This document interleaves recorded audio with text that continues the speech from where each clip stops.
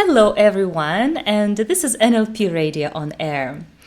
This is me, Olga Sarkisova. As usual, I'm a linguist and philologist, and I'm presenting Alexander Gerasimov. Hello. Hello, Alexander is always with us. And our new guest, who has never performed on our radio before, Eugen. Hello, Eugen. Hello. Good afternoon. Hey, Would you please... Spasiba for inviting. You're very welcome. We are glad to have you here. Would you please be so kind to introduce yourself a little and what you do? Right, so my name is Eugen Popa. I am president of the Romanian Hypnosis Association, and I want to brag. We just got the papers for the Romanian Hypnosis Association to be a trademark. So, I'm very happy. Yeah, congratulations. Yeah, awesome. So I've been using hypnosis and NLP for about 15 years now, and I like very much to work with parts. I'm a trainer in core transformation, parts therapy, Charles Tibet's way, Hegelian method, resource therapy. So I've been studying this for quite a lot in different schools, and of course the NLP way of doing parts therapy.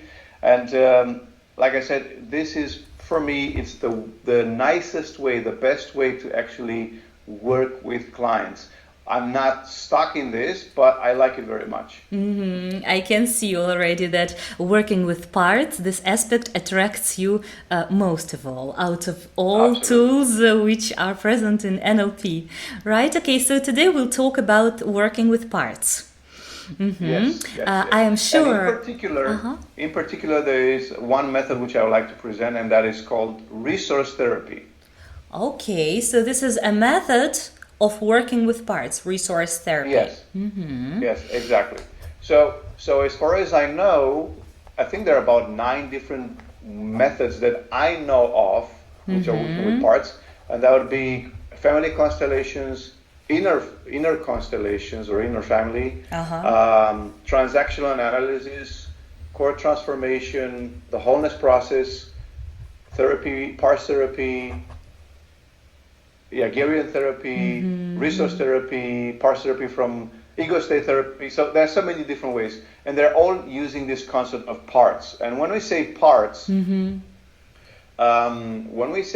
what we actually are saying is that the psyche of the human being has different manifestations at different times.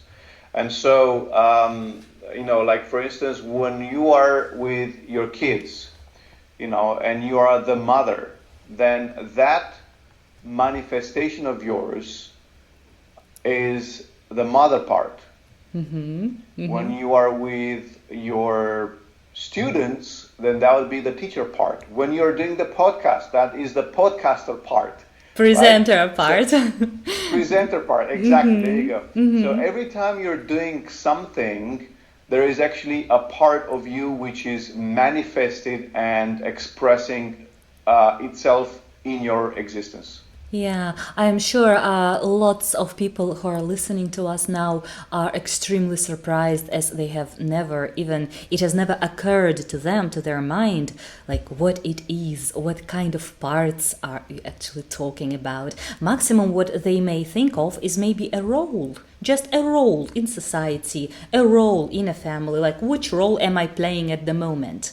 I think that's maximum. So it's even hard to imagine that there exists a few parts of us. A lot of people would say, am I schizophrenic? Am I going mad? Am I a lunatic? Like I am okay. I don't have different parts. So what would you say in this case? Yeah, absolutely. Like for instance, when we're talking about resource therapy, these parts are actually called resources.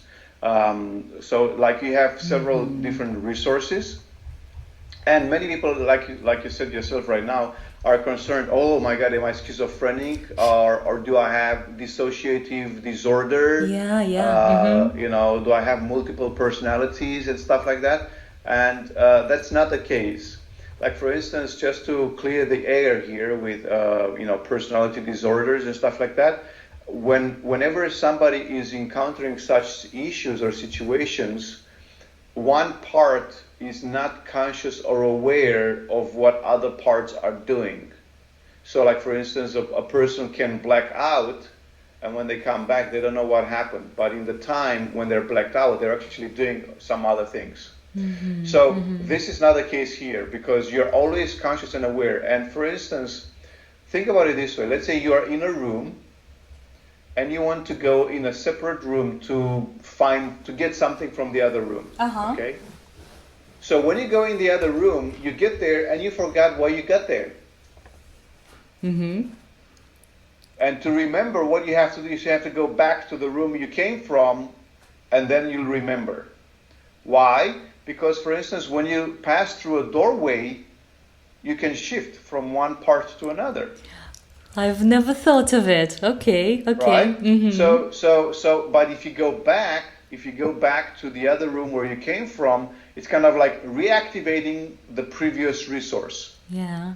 Now, resource therapy, it's a method which I love. It's very beautiful, and it's been created by Professor Gordon Emerson. He's in Australia. He's from Australia. And he has been for many years the director of Ego State Therapy Association, the International Association of Ego State Therapy. Then he wanted to create his own way of doing things, and he created resource therapy.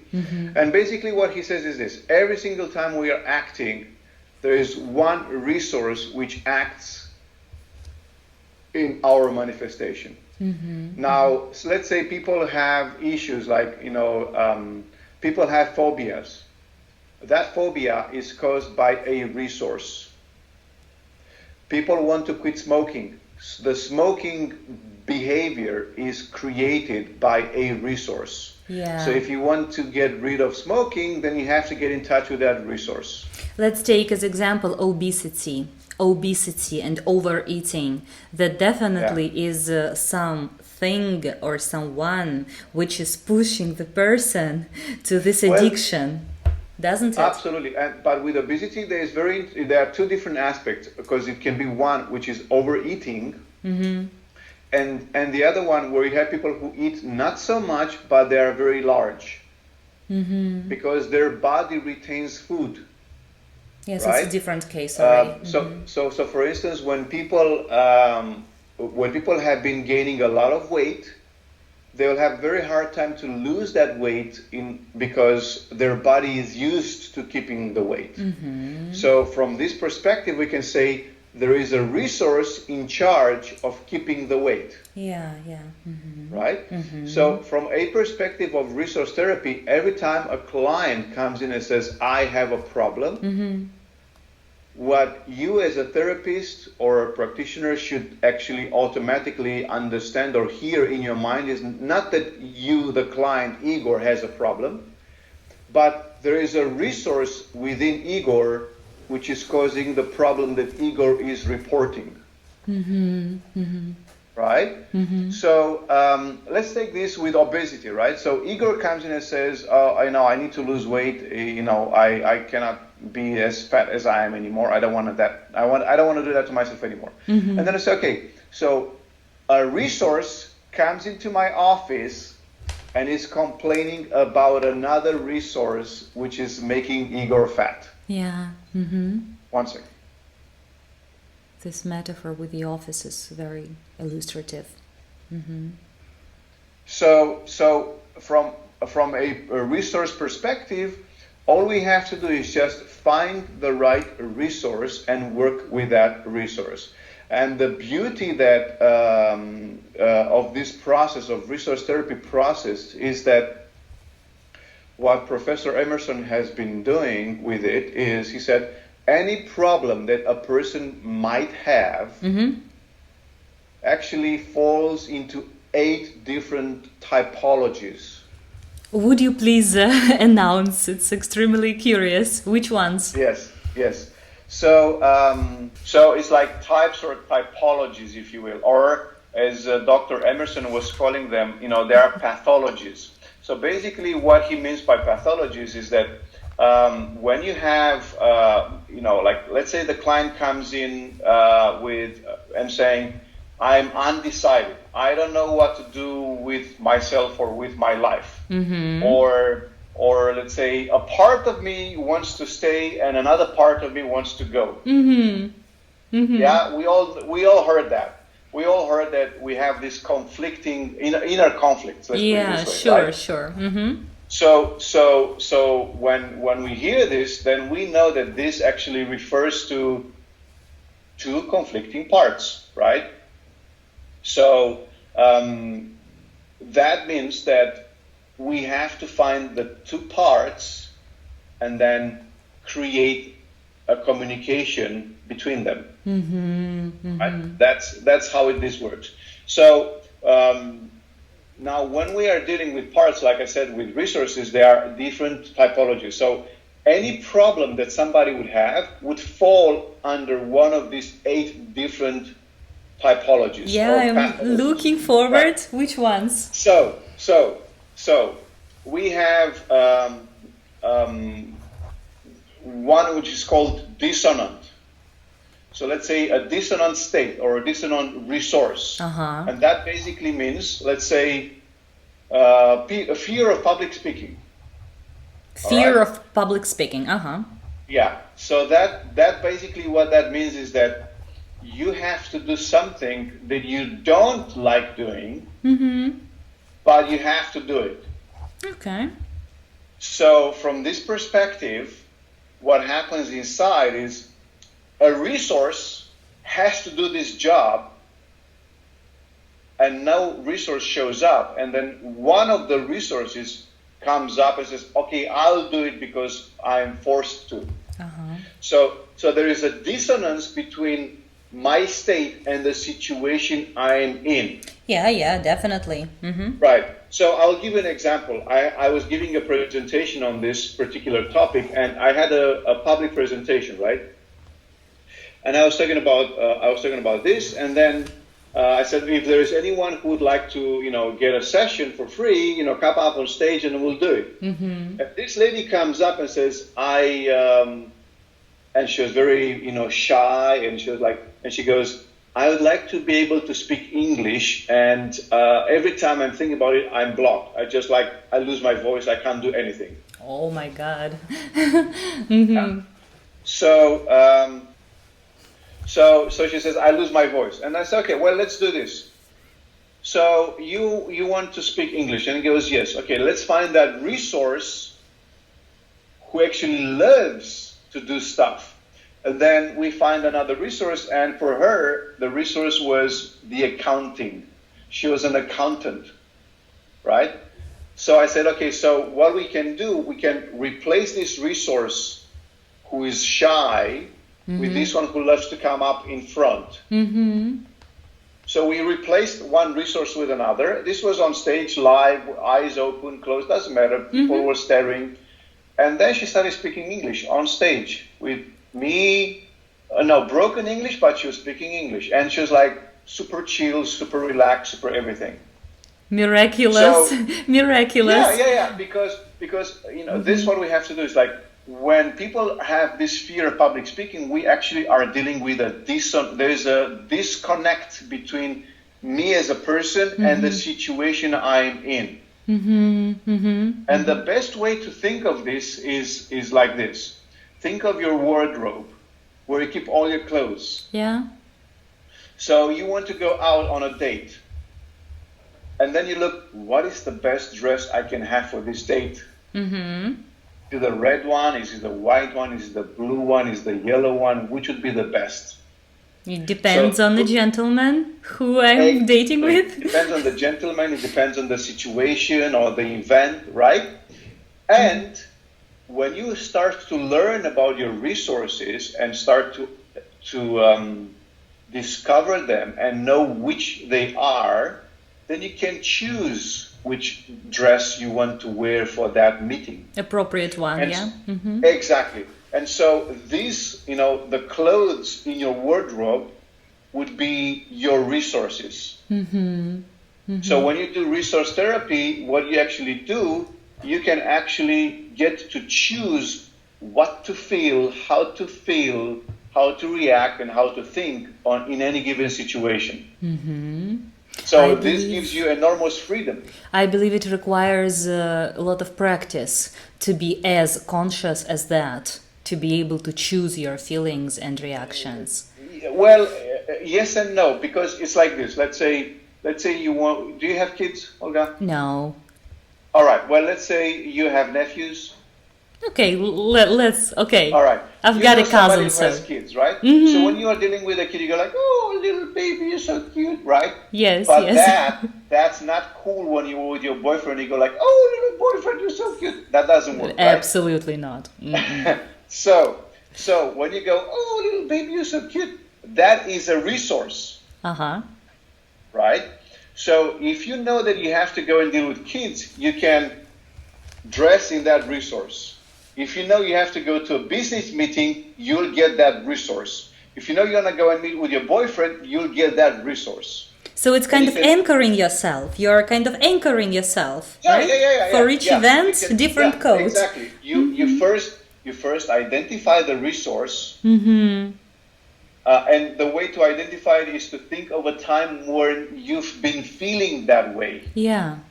Mm-hmm. And in the case with the lady who wanted to speak English, I asked her, think of a time where you felt very confident, very self-assured, very in control, and you've been doing things bam, bam, bam, bam, like that. Mm-hmm. And she goes, I got it. And I'm asking her, so what are you doing? Accounting. Yeah. Mm-hmm. So I said, okay, well, this resource, which is now manifested, which is doing the accounting, is this resource willing to take on the job of speaking English? Mm-hmm. And she goes, yes. And then right away she starts speaking English.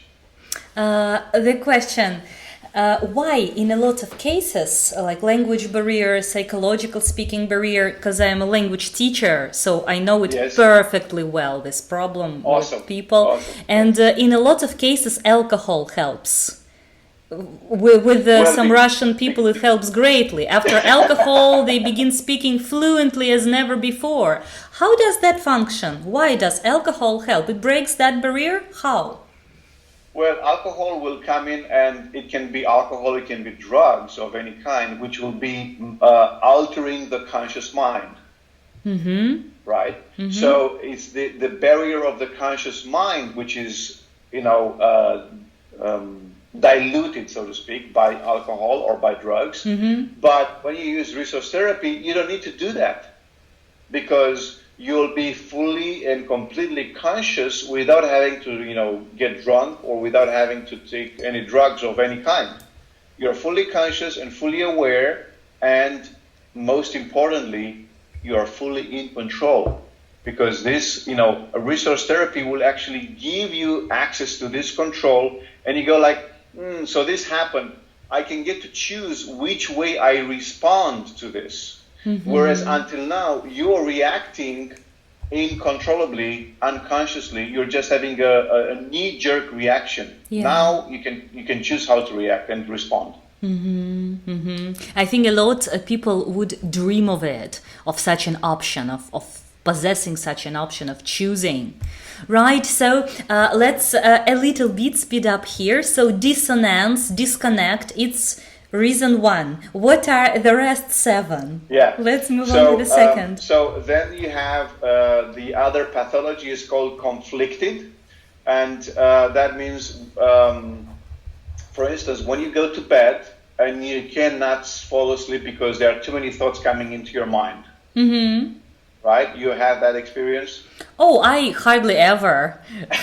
Maybe just for some reason have drunk too much coffee or something. Okay. Well, some people have that issue when they want to fall asleep and their mind won't stop. Anxious and suspicious people. Exactly. So that it's a conflicted state where a resource wants to sleep and another resource wants to talk. Right? Mm-hmm. So that is a conflicted state. That's, just an example. Mm-hmm. Then you would have 2 other pathologies. One is called retro-original, and the other one will be retro-avoiding. So the first one is retro-original? Mm-hmm. Yeah. So retro-original basically has to do with the past, right? both of them. One second. So retro-original basically means that you are feeling, like having an unwanted behavior, right? Like phobia. Phobia would be a retro state where phobia comes up, it is manifested, and you cannot control it. It's out of it. It's like a bulldozer. When people have phobia, they cannot control their reactions, right? So, these retro states, they feel very competent and very powerful, right? And they will block any other resource which was manifesting until then. They will just take over automatically and completely. Right? How about for a boy being shy with the girls? When he comes up to a girl and he's what shy. We spoke about. It's the same. Being shy with girls is the same thing as being shy in front of a public speaking. So it's type 1. Okay. Yeah. So and then you have retro avoiding, which is basically, like I said, you are trying to avoid a particular reaction or state which you've been dealing with in the past, right? So then you're kind of like trying to go away from that. You don't want to be dealing with that anymore. For instance, let's deduce some light example. Well, like I don't want to go and talk to my mom because she's always, bitching. She's always scolding me, and just thinking about her makes me very, brings rage. Yeah. Right. So I want to, avoid that stuff. I want to get away from that. Okay. So that would be, retro avoiding. Avoiding, yeah. Yeah. So, like for instance, retro original, are stories that are reactions that we learned,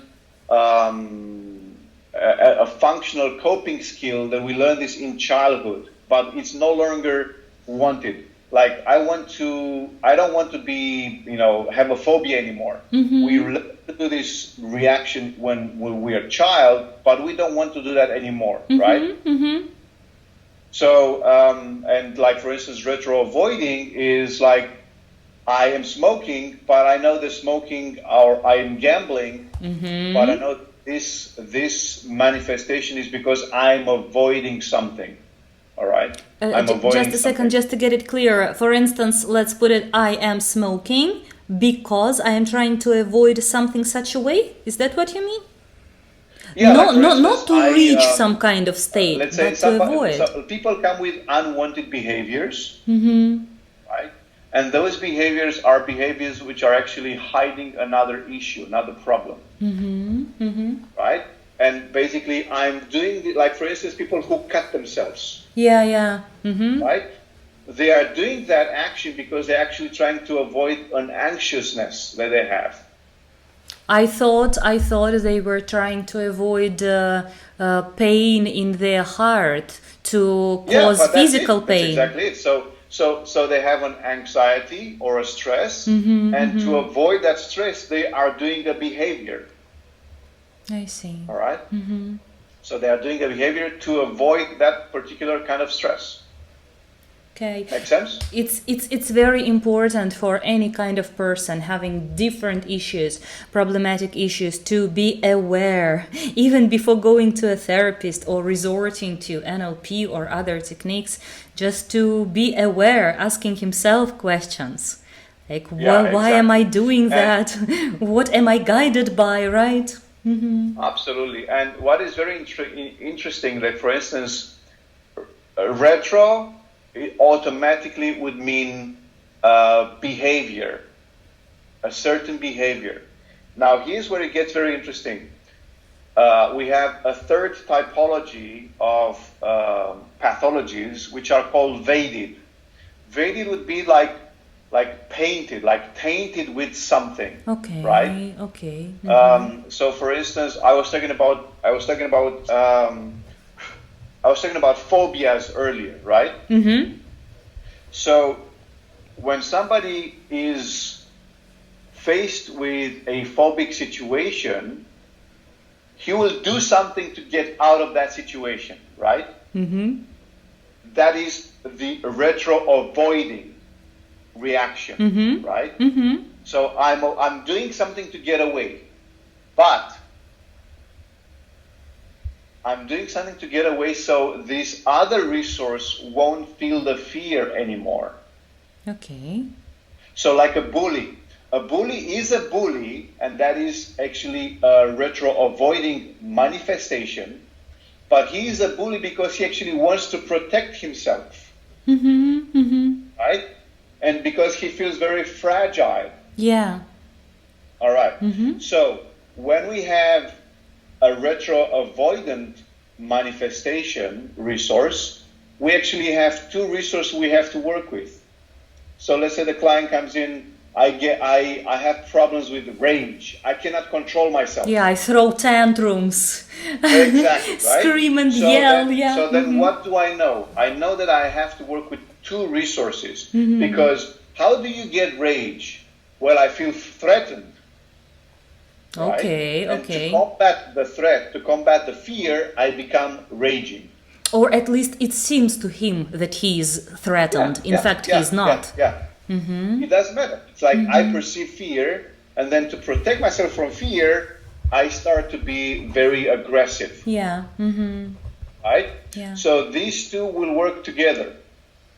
Actually, it's this one which will be retro-avoiding, which is trying to protect this one. I see. It's very logical. Yeah, so it's like a teamwork. So like there's a resource which normally is very young, very like childlike, which is feeling afraid or ashamed or scared. And then there is this other big brother kind of a thing, resource, which comes to protect, the fearful one. Wow. How is it protecting? By being aggressive.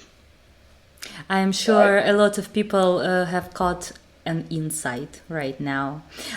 Eugene, since our time is also limited a little bit, and maybe it would be a great idea probably to continue another time and give more details, not to put like a load of information right now, because believe me, you have said a lot. Maybe for us it's more or less habitual, but for listeners, they need to digest it, definitely. Absolutely. And before we thank you, I would like you please to announce some useful information about a summit which is coming up soon. What kind of summit is it? Would you please say? Absolutely. Yes, absolutely. So thank you so much for asking. In the end of September now, on 27th of September, we will start an NLP Masters Summit. And we are very, very happy and grateful to have Alexander Gerasimov with us presenting in the summit. It is a summit with 50 speakers from over 22 countries from all around the world presenting. There are 50 different presentations, and people can attend for free. They can see all of the presentations live, and 24 hours after the live has ended, they can watch them for free. You don't have to pay anything. You're not going to be asked for a credit card or anything. You can just go and watch them for free. Is it online? If you want, is it online? It is online. Okay. It is online, and you can watch them on our website. You can watch them in the Facebook group. Also, we will have a mobile application where you can log in and watch all of the presentations from your mobile phone. It is a fantastic lineup of speakers, from all over the world, like I said, and very practical, presentations. And the way we've done the summit, there are 5 different topics which we cover. So it's going to be NLP for business, for coaching and therapy, for personal development, for spirituality, and also NLP principles. So 5 different tracks. Every day will be dedicated to one of these topics, and it's going for 9 days. So it's like 5 or 6 presentations every day for 9 days, and you have no excuse not to join. It's free, man. It's free. When does it start? It starts on September 27th. That's the kickoff day, and it's going to start at 8 p.m. Moscow time. So great, evening time. There are no excuses, definitely, not to participate. Yeah. So it's going to be from like 8 until 1 or 2 a.m. in the night. Great. Perfect. So there will be a link where you will be able to watch it and maybe to register if you like. Thank you so much. The best way is to go and click on the link probably in the description of this podcast. And when you click on that link, you go on the website, you sign up. Like I said, you can sign up for free and have full access to all of the presentations live. Great. Thank you so much, Eugen. That was so much of useful information. Thank you a lot. With great gratitude to you. I am sure we will invite you one more time if you find time for us. Absolutely. It's been an honor and a pleasure. And thank you so much for making this happen. I'm always open to collaborate and to work with like-minded people, and I'm grateful we have this opportunity right now. You are very generous. Yeah, very generous. Thank you. Thank you. Okay, Thank you. So likes, reposts, please, and hear each other in the next podcast. Bye. Bye. Bye.